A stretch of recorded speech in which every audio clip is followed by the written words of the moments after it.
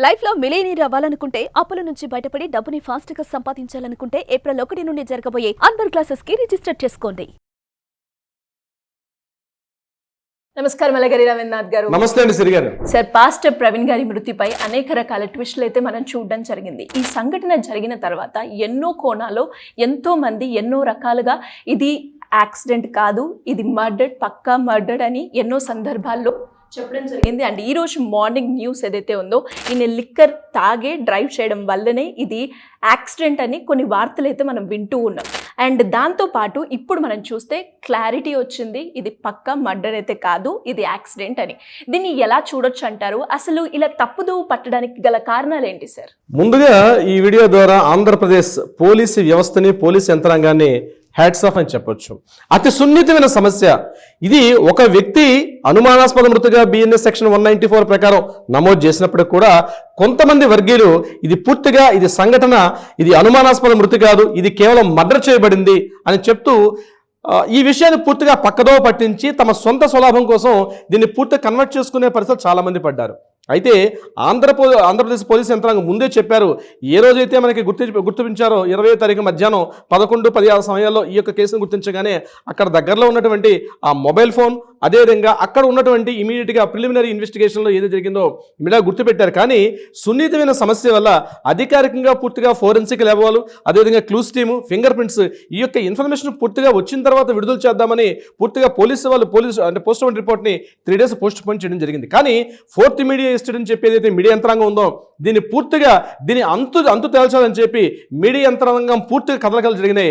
అయినప్పటికీ కూడా గడిచిన 2 రోజుల తర్వాత ఈరోజు ఒకటి మబ్బు తొలగిపోయినట్టుగా ఈ కేసు మీద ఏదైతే పోలీసులు ఊహించినట్టుగా ప్రాథమిక దర్యాప్తులో ఏదైతే చెప్పడం జరిగిందో ఇది యాక్సిడెంట్ మాత్రమే, ఇది హత్య కాదు అని ఏదైతే చెప్పడం జరిగిందో దానికి అనుకూలంగానే ఒక్కొక్క సంఘటన రుజువుపరుచుకుంటూ ఎవిడెన్స్ వస్తున్నాయి. అయితే రీసెంట్గా నిన్న మధ్యాహ్నం నుంచి ఒక కొత్త విషయాలు వెలుగులోకి వస్తుంటే ఆ విషయాలు డైజెస్ట్ చేసుకోలేక, జీర్ణించుకోలేక కొంతమంది వ్యక్తులు దీన్ని పూర్తిగా తప్పుదోవ పట్టించడం, ఇది కాదు, ఇది ఏఐ చేశారు, ఇది మార్ఫింగ్ చేశారు, ఆ ఫుటేజ్ అన్ని కూడా రాంగ్ ఫుటేజ్, ఇది పూర్తిగా పోలీసుల వల్ల అంటే ఆల్రెడీ తమ అనుకున్నటువంటి మాట చెల్లుబాటు కాలేదని తెలిసినప్పటికీ కూడా ఇంకా ఏదో ఎక్కడో ఇంకా చిన్న ఊహ ఏంటంటే రాష్ట్ర వ్యాప్తంగా ఉన్నటువంటి నిరసన తెలుపుతూ పూర్తిగా టాపిక్ ని డైవర్ట్ చేసి రాష్ట్రాన్ని ఇంకా శాంతియుతంగా ఉన్నటువంటి ఆ వాతావరణాన్ని పూర్తిగా కన్వీ చేయాలనే ఉద్దేశంతో వాళ్ళు చేస్తున్న ప్రయత్నాలు మాత్రం పూర్తిగా బెడిసికొట్టినట్టయింది. ఈ రోజు రిలీజ్ చేసినటువంటి ఒక్కొక్క ఫుటేజ్ రిలీజ్ అవుతుంటే మధ్యాహ్నం 11 గంటలకి ప్రవీణ్ గారు హైదరాబాద్ SPH కాలనీ తిరుమలగిరిలో బయలుదేరిన తర్వాత పంతంగి టోల్ గేట్ దగ్గర మధ్యాహ్నం 1:29 రిచ్ అయ్యారు. 1:29 అంటే అక్కడ పంతంగి టోల్ గేట్ నుంచి నెక్స్ట్ వచ్చినటువంటి కోటిపాడు టోల్ గేట్ వరకు కొంతవరకు బాగానే ఉన్నారు. అక్కడ కోదాడ ఎంటర్ అవుతున్న సమయంలో దగ్గరగా ఉన్నటువంటి ఒక లిక్కర్ షాపులో మద్యాన్ని ఆయన లిక్కర్ కన్జ్యూమ్ చేశారు. లిక్కర్ కన్జ్యూమ్ చేసిన తర్వాత అక్కడ నుంచి వస్తున్నటువంటి మార్గ మధ్యంలో భాగంగా గొల్లపూడి అంటే నందిగామ దాటారు. నందిగామకి ఈ సెకండ్ టోల్ గేట్ దగ్గర ఎక్కడో మధ్యంలో ఆయన ప్రమాదవశాత్తు బైక్ పడిపోయినట్టుగా కనిపిస్తోంది. దీని తర్వాత గొల్లపూడి దగ్గర ఉన్నటువంటి ప్రాంతానికి వెళ్ళే సందర్భంలోనే అక్కడ ఆయన పెట్రోల్ పోయించుకోవడం జరిగింది. అక్కడ ఉన్నటువంటి పెట్రోల్ పోయించుకున్న సందర్భంలో తీసిన CC ఫుటేజ్ ఆధారంగా అప్పటికే హెడ్ లైట్ పూర్తిగా పడిపోయి ఉంది. అంటే ఈయన ఎప్పటికో లిక్కర్ తీసుకోవడం వల్ల మార్గ మధ్యలో తన బ్యాలెన్స్ అవుట్ అయిపోయి పడిపోయినట్టుగా తెలుస్తుంది. ఇది నెంబర్ 1 మనం గ్రహించిన టాపిక్స్లో. నెంబర్ 2, నందిగామ దాటారు. నందిగామ దాటి కృష్ణా డిస్ట్రిక్ట్ విజయవాడలో ఎంటర్ అవ్వడం జరిగింది. విజయవాడ ఎంటర్ అయిన తర్వాత అక్కడ దుర్గా బ్రిడ్జ్ ఎక్కారు.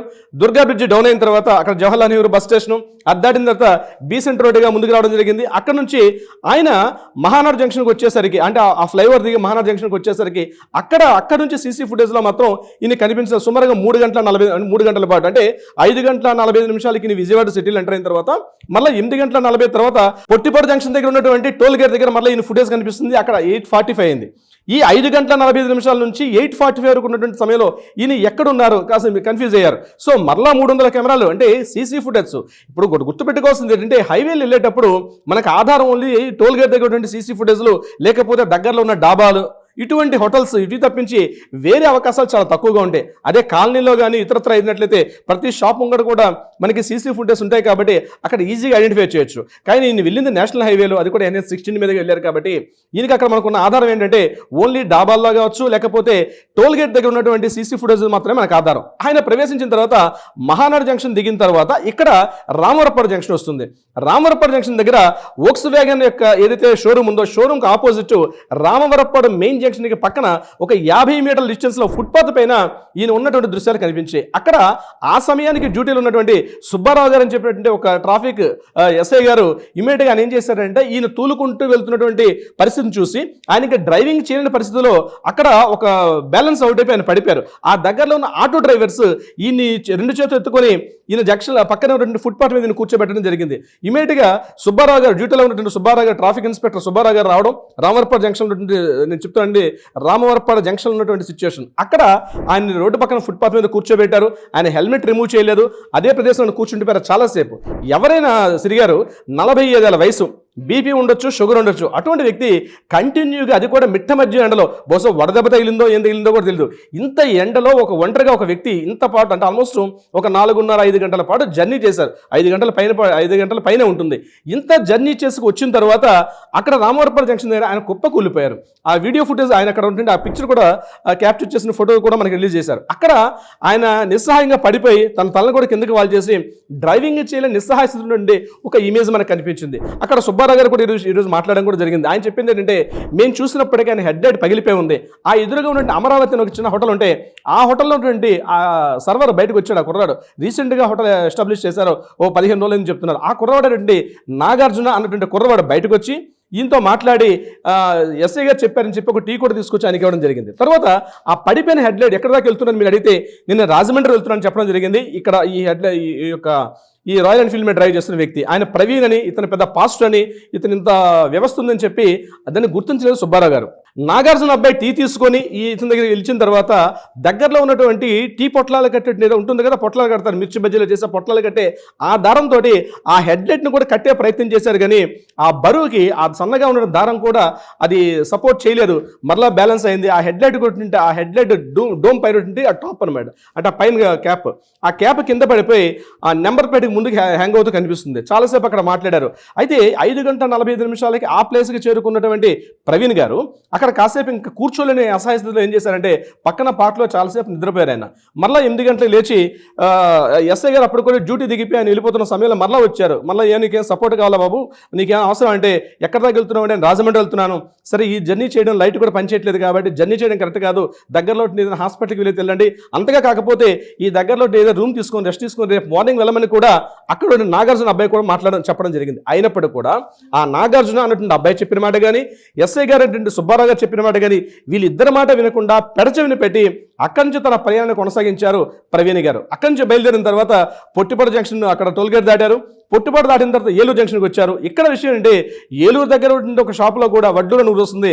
ఆ వడ్లూరు ప్రాంతంలో కూడా ఈయన మళ్ళీ లిక్కర్ షాప్కి వెళ్ళి అక్కడ కన్జ్యూమ్ చేసినటువంటి ఒక ఇమేజెస్ కూడా మనకు కనిపిస్తున్నాయి. ఆ యొక్క లిక్కర్ షాప్లో ఫోటో లోపల అంటే షాపు లోపల నుంచి తీసినటువంటి CCTV ఫుటేజ్లో కూడా ప్రత్యక్షంగా అక్కడ ప్రవీణ్ పగడాల గారి అక్కడ లిక్కర్ తీస్తున్నటువంటి ఆ బాటిల్ పర్చేజ్ చేస్తూ కూడా కనిపించడం జరిగింది. ఈ విషయాన్ని కట్ చేస్తే థర్డ్ పాయింట్కి వచ్చామనుకోండి, ఏలూరు నుంచి కట్ చేసి నల్లజర్ల మీదుగా ఆయన తిన్నగా కొవ్వూరు వెళ్ళే ప్రయత్నం చేశారు. అక్కడ ఈ సమయానికి వెళ్ళేసరికల్లా ఈ మధ్యన ఈయన చాలాసార్లు మెల్లగా వెళ్తూ జర్నీ చేశారు. 2.5 గంటల పాటు జర్నీ చేసిన తర్వాత అంటే 8:45 తర్వాత 10:30 వరకు వెళ్ళాల్సిన ప్లేస్ 2 అవర్స్ జర్నీ చేయొచ్చు కొవ్వూరికి. కానీ టైం తీసుకొని ఆయన కొవ్వూరు దగ్గరికి వెళ్ళేసరికి రాత్రి 11:31 అయింది. ఆయన కొవ్వూరు టోల్గేట్ బ్రిడ్జ్ దగ్గర రాత్రి 11:31. అది మనకి CCTV ఫుటేజ్లో క్లియర్గా నమోదైంది 24వ తారీఖు అర్ధరాత్రి. ఆ తర్వాత 11:30 రీచ్ అయిన తర్వాత అక్కడ నుంచి ఆయన ఎగ్జిట్ అవుతూ బయటకు వస్తున్నారు. 11:31 బయటకు వచ్చిన తర్వాత ఆయన మన వీడియో ఫోటో చూస్తే ఇండికేటర్ వేసుకుని వస్తున్నారు. అక్కడ నుంచి పొట్టిపాడు జంక్షన్ దగ్గర పోయినటువంటి హెడ్లైట్ ఏదైతే పోయిందో అక్కడ నుంచి కూడా ఆయన కేవలం ఇండికేటర్స్ మాత్రం వేసుకుంటూ తిన్నగా వస్తూ ఉన్నారు. మధ్యలో ఇక్కడ ఏ రిపేర్ షాప్ దగ్గర కూడా చేయించలేదు. అంటే గొల్లపూడి దగ్గర ప్రాంతం అంటే విజయవాడ సిటీకి ఎంటర్ కాకుండా పూర్వమే ఈయన అక్కడ అంతకుముందే ఆయన హెడ్లైట్ విరిగిపోయినప్పుడు కూడా విజయవాడ సిటీని దాటారు. విజయవాడ సిటీలో కూడా డే టైం ఉన్నారు, అప్పుడు షాప్స్ పనిచేస్తున్నాయి. ఆయన ఎక్కడ కూడా రిపేర్ చేయించుకోలేదు. చేయించుకోవడానికి ప్రధాన కారణం ఏంటంటే ఆయన లిక్కర్ కన్జ్యూమ్ చేస్తున్నారు, ఆయన తూగుతున్న పరిస్థితిలో ఉన్నారు. ఇక్కడ ఆయన చేసినటువంటి డ్రంక్ అండ్ డ్రైవ్ చేయడం వల్ల ప్రధాన కారణం అని మనకు స్పష్టంగా అర్థమవుతుంది. అక్కడ నుంచి కొవ్వూరికి రాత్రి 11:30 వరకు కూడా ఆయన కేవలం ఇండికేటర్స్ మీద డ్రైవ్ చేసుకుంటూ ఇక్కడ కొవ్వూరు ప్రాంతానికి రావడం, కొవ్వూరు ప్రాంతానికి వచ్చిన తర్వాత అక్కడ బయటకు అక్కడ నుంచి టువర్డ్స్ రాజానగరంకి వెళ్తున్న రూట్లో అంటే 4వ బ్రిడ్జ్ దిగిన తర్వాత అక్కడ ఉన్నటువంటి ఆ ప్రాంతానికి ఒక నయ్యార్ అనేది ఒక పెట్రోల్ బంక్ వస్తుంది. ఆ పెట్రోల్ బంక్ దగ్గర ఈయన లెఫ్ట్లో వెళ్తుంటే ఈయన ఓవర్టేక్ చేస్తూ వరుసగా 4 కార్లు వెళ్ళాయి. ఆ 4 కార్లు కూడా పోలీస్ డిపార్ట్మెంట్ గుర్తించడం జరిగింది. ఇక్కడ ఏం జరిగి ఉండే అవకాశం ఉంటుందంటే ఈయన ఆల్రెడీ పూర్తిగా స్పృహ లేకుండా డ్రంక్ అండ్ డ్రైవ్ చేయడం వల్ల తన బ్యాలెన్స్ అవుట్ అయిపోయి, అది కూడా హెడ్లైట్ లేకపోవడం వల్ల, ఇండికేటర్తో ఉన్నటువంటి జర్నీ చేయడం వల్ల ఆ ఎడ్జ్కి వచ్చేసరికి మిడ్ నైట్ కాబట్టి వెహికల్స్ చాలా ఫాస్ట్గా వెళ్తుంటే, అది కూడా NH16 అంటే చాలా ఫాస్ట్గా 100 and 120 140 స్పీడ్లో మిడ్ నైట్ వెహికల్స్ వెళ్తుంటాయి. ఎందుకంటే టైం జర్నీ అవసరం ఉంటుంది కాబట్టి కలకట్టాకి వెళ్ళే వెహికల్స్ అన్ని కూడా ఇదే రూట్లో వెళ్తుంటాయి, అంటే డిస్టెన్స్ కూడా కలిసి వస్తుందని చెప్పి ఈ రూట్లో వెళ్ళేటప్పుడు ఈ స్పీడ్ని తట్టుకోలేక బహుశా నేను అనుకోవడం ఏంటంటే బ్యాలెన్స్ అవుట్ అయిపోయి టక్కన ఆయన పొదల్లోకి జారిపోయిన సందర్భంలో ఆల్రెడీ 2-3 సార్లు ఇబ్బంది పడ్డారు. తర్వాత ఆల్రెడీ ఏలూరులో కూడా లిక్కర్ కన్జ్యూమ్ చేసి ఆయన డ్రంక్ అండ్ డ్రైవ్ చేయడం వల్ల అనుకోకుండా బ్యాలెన్స్ అవుట్ అయ్యారు. బ్యాలెన్స్ అవుట్ అయినప్పటికీ ఆయన కంట్రోల్ చేసుకోకపోవడం, మామూలుగా ఉన్నటువంటి వ్యక్తిగా బ్యాలెన్స్ చేసుకోవడమే కష్టం, అటువంటి డ్రంక్ అండ్ డ్రైవ్ చేయడం వల్ల చిన్న దెబ్బలు కూడా తట్టుకోలేక ఆయన బ్యాలెన్స్ అవుట్ అయిపోయి పొదల్లోకి జారిపోయారు. ఆ పొదల్లోకి జారిపోయే క్రమంలో ఆల్రెడీ రాయల్ ఎన్ఫీల్డ్ వెహికల్ అంటే చాలా హెవీ వెయిట్ ఉంటుంది. ఆ వెహికల్ ఒకసారి బ్యాలెన్స్ కంట్రోల్ చేసుకోలేక ఆయన మీద పడ్డారు. ఈ సందర్భంలో దగ్గర ఏదో చెట్టు కానీ లేకపోతే దగ్గర అది పోలీసులు చెప్పాలి, గట్టిగా బలంగా తలకు గాయం తాగడం వల్ల ఆయన బ్యాలెన్స్ అవుట్ పడిపోయారు. అదే సందర్భంలో ఈ వెహికల్ కూడా ఆయన మీద పడి ఉండే అవకాశం ఉంటుంది. ఇది యాక్చువల్గా జరిగింది. అయితే ఈ విషయం పోలీస్ డిపార్ట్మెంట్ ఎవరు తెలీదా? డెఫినెట్గా తెలుసు. ఈ విషయాన్ని ఎప్పుడో తెలుసుకున్నారు. ఎప్పుడైతే సంఘటనా స్థలంలో ఏదో సీన్ ఆఫ్ ఎవిడెన్స్ ఎక్కడైతే కలిసిందో ఆ సీన్ ప్రదేశంలోనే ఆల్రెడీ అక్కడ మొబైల్ తీసుకున్నారు. మొబైల్ తీసుకునే క్రమంలోనే అక్కడ లాస్ట్ ఆయన తంపి పెడితే కానీ ఓపెన్ కానటువంటి ఫోన్లో ఆ దగ్గర ఉన్న వాళ్ళు ఆల్రెడీ ఫోన్ తంపి ఇంప్రెషన్ పెట్టి ఓపెన్ చేశారు. అందులో రామ్మోహన్ ఆర్జే అని పేరు కనిపించింది. దాంతోపాటు అక్కడ వరకు మనకి న్యూస్ చెప్పారు, కానీ సెకండ్ కంటిన్యూషన్ అంటే మెసేజ్ ఉంటుంది.